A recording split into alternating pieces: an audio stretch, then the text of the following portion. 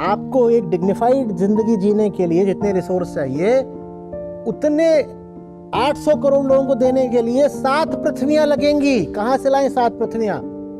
लेकिन वो लोग जो अपने कोटे से कहीं ज्यादा कंज्यूम कर रहे हैं वही लोग हैं जो कह रहे हैं आबादी बढ़ाओ, आबादी बढ़ाओ, आबादी बढ़ाओ। पिछले 50 सालों में दुनिया भर के 70% जीव जंतु हमने विलुप्त कर दिए। सिर्फ 50 साल कुछ भी नहीं होता। हमने सारे समुद्र बर्बाद कर दिए, हमने पहाड़ बर्बाद कर दिए, हमने जंगल सारे काट दिए। हम जिएंगे क्या? ये मछलियां, ये पक्षी, ये पेड़, ये इतनी प्रजातियां, इनका कोई हक नहीं है। और मामला बर्दाश्त की हद से बहुत आगे जा चुका है।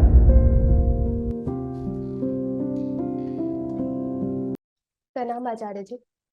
मेरा नाम दृष्टि है और आज मैं एक न्यूज़ पढ़ रही थी जिसमें कि ये कहा जा रहा था कि साउथ कोरिया, जिसकी फर्टिलिटी रेट अभी 0.6 रह गई है और 2100 तक उसके अस्तित्व पर संकट आ सकता है, जिसको रोकने के लिए सरकार फाइनेंशियल सपोर्ट वगैरह दे रही है।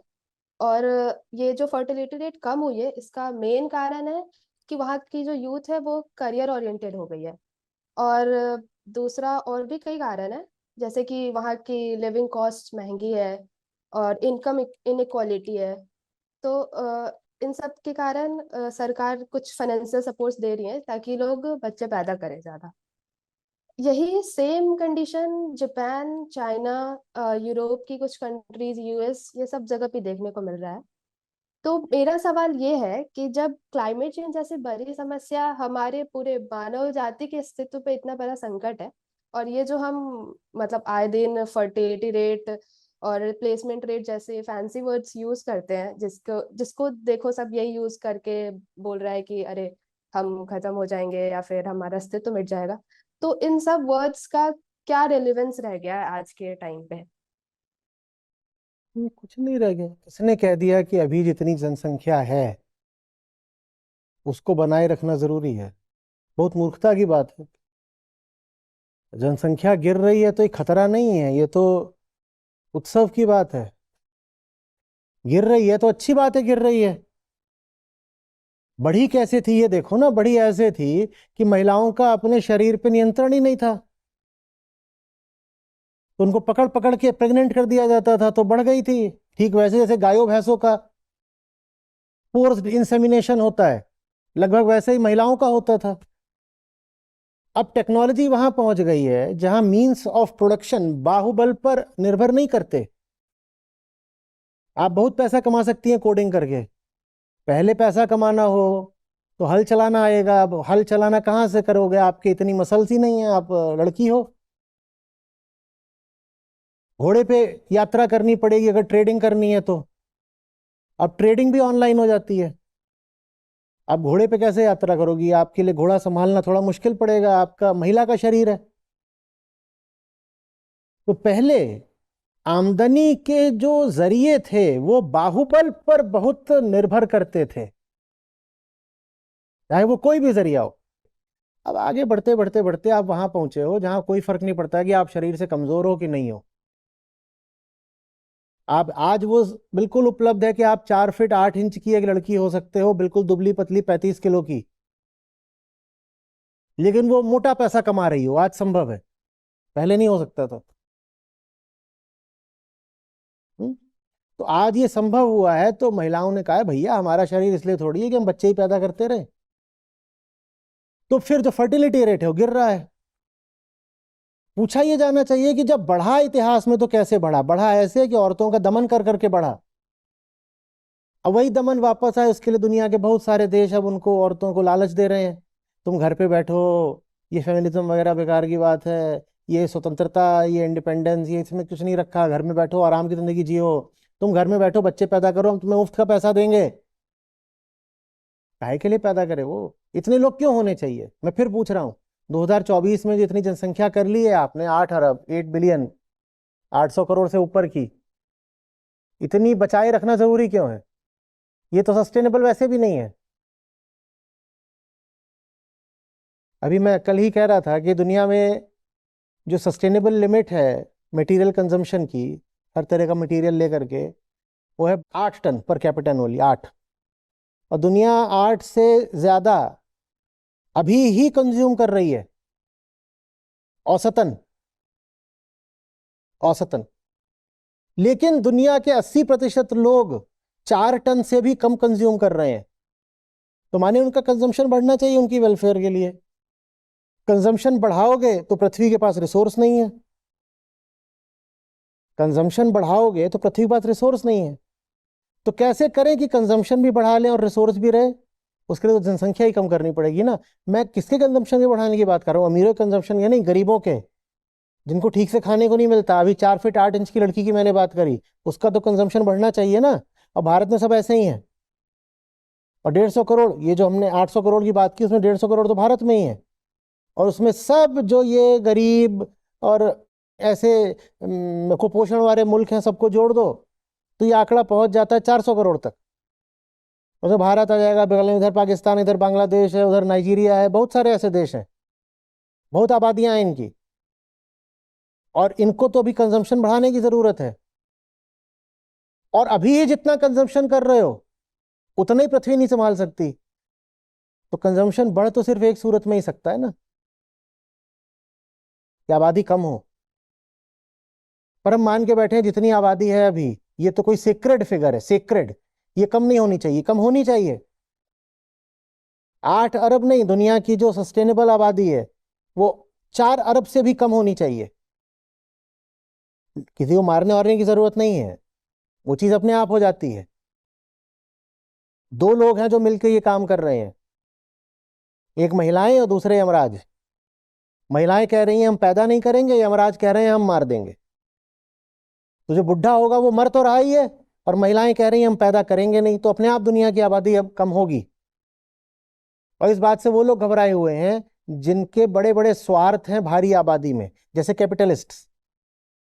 लोग कम हो जाएंगे तो उनका माल कौन खरीदेगा? तो जो बड़े बड़े दुनिया कैपिटलिस्ट हैं, इलॉन मस्क जैसे, इनको आप बहुत सुनोगे बोलते हुए कि आबादी बढ़ाओ, आबादी बढ़ाओ, आबादी बढ़ाओ। एक दिन वो किसी से बोल रहे थे, बोले सोचो दुनिया की जो अभी आबादी है, अगर इसकी 100 गुना हो जाए तो कितने सौभाग्य की बात होगी। जितनी अभी आबादी है उसमें एक मोजार्ट पैदा हुआ। अगर 100 गुनी आबादी हो गई तो 100 मोजार्ट पैदा होंगे।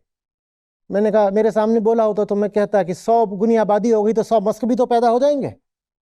तो सौभाग्य है कि दुर्भाग्य है? पर ऐसी ऐसी बिल्कुल मूर्खतापूर्ण बातें करी जा रही हैं कि आबादी बढ़ाओ, आबादी बढ़ाओ। जबकि अभी ये जितनी आबादी है उसको खिलाने के लिए पृथ्वी के पास संसाधन नहीं है। उसी का नतीजा है कि बहुत बड़ी आबादी कुपोषित है। हम्म। लेकिन वो लोग जो अपने कोटे से कहीं ज्यादा कंज्यूम कर रहे हैं, वही लोग हैं जो कह रहे हैं आबादी बढ़ाओ, आबादी बढ़ाओ, आबादी बढ़ाओ। नहीं बढ़ानी भाई। और भी जो प्रजातियां हैं पृथ्वी पे, उनको जीने का कोई हक है कि नहीं है? या तुम ही अपनी आबादी बढ़ाते रहोगे? प्रतिदिन 1,000 प्रजातियां सदा के लिए विलुप्त हो जाती हैं। पिछले 50 सालों में दुनिया भर के 70% जीव जंतु हमने विलुप्त कर दिए। सिर्फ 50 साल, 50 साल कुछ भी नहीं होता। 50 साल के अंदर अंदर दुनिया के 70% हमने प्रजातियां विलुप्त कर डाली। तुम ही जीते रहोगे, तुम ही अपनी बढ़ाते रहोगे, और महिलाओं के पीछे पड़े हो कि बच्चा पैदा करो, बच्चा पैदा करो। जिए नहीं, बच्चा पैदा करे।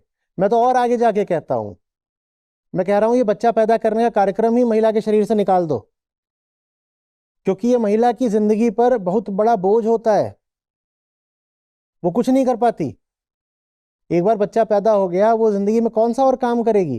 पहले 9 महीने वो पेट में रहेगा, उसके बाद कम से कम 5 साल उसको फुल टाइम अटेंशन देना पड़ता है। 5 साल भी कम बोल रहा हूँ। हमारे यहाँ तो भारत में ममता इतनी ज्यादा होती है कि वो 15 साल तक उसे फुल टाइम अटेंशन देती हैं, और एक पे रुकते भी नहीं, 2 3 4 होते हैं। अब वो क्या जिंदगी में कला बढ़ाएगी, साहित्य बढ़ाएगी, विज्ञान बढ़ाएगी, खेल बढ़ाएगी, राजनीति बढ़ाएगी? कुछ नहीं बढ़ाती, वो बस आबादी बढ़ाती है। तो मैंने तो बोला है कि ये जो बच्चा पैदा करने वाली चीज है, ये महिला के शरीर में होनी ही नहीं चाहिए। तकनीक इतनी विकसित हो चुकी है कि ये पूरा जो काम है, क्या करना है आपको, एक एग सेल चाहिए और एक स्पर्म सेल चाहिए। उनको तो आप शरीर से बाहर भी मिला करके बच्चा पैदा कर सकते हो। क्यों महिला की जान ले रहे हो? कितनी महिलाएं तो प्रसव में ही मर जाती हैं, उनकी जिंदगी इतनी सस्ती है। और प्रसव में जो पीड़ा होती है वो 42 हड्डियों के टूटने के बराबर होती है। पुरुष जो कह रहे हैं आबादी बढ़ाओ, उनको कहो तुम्हारी पहले 42 हड्डियां तोड़ के दिखाते हैं दर्द कितना होता है बच्चा पैदा करने में। 42 हड्डियां एक साथ टूट रही हो, इतना दर्द होता है चाइल्ड बर्थ में। और महिलाओं को कहा जा रहा है तुम पैदा करो, तुम पैदा करो। काहे को पैदा करे वो? उसको दर्द अगर झेलना भी है तो किसी ऊंचे उद्देश्य के लिए झेलेगी ना, या यही करने के लिए पैदा हुई है वो कि पहले वो बच्चा पैदा करे, फिर टट्टी साफ करे, फिर ये करे, फिर दोबारा वो प्रेग्नेंट हो जाए? काहे के लिए भाई? इंसान है, मशीन है, गाय है, भैंस है, दूध देने का यंत्र है, क्या है वो?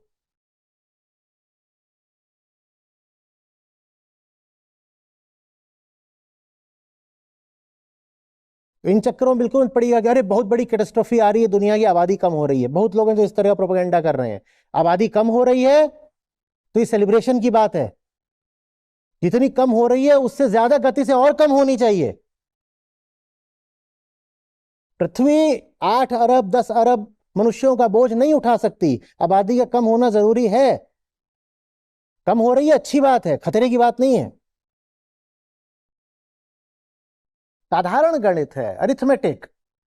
कितने रिसोर्स चाहिए और पृथ्वी कितना दे सकती है, सीधा सीधा गणित है। आपको एक डिग्निफाइड जिंदगी जीने के लिए जितने रिसोर्स चाहिए उतने 800 करोड़ लोगों को देने के लिए 7 पृथ्वियां लगेंगी। कहां से लाएं 7 पृथ्वियां?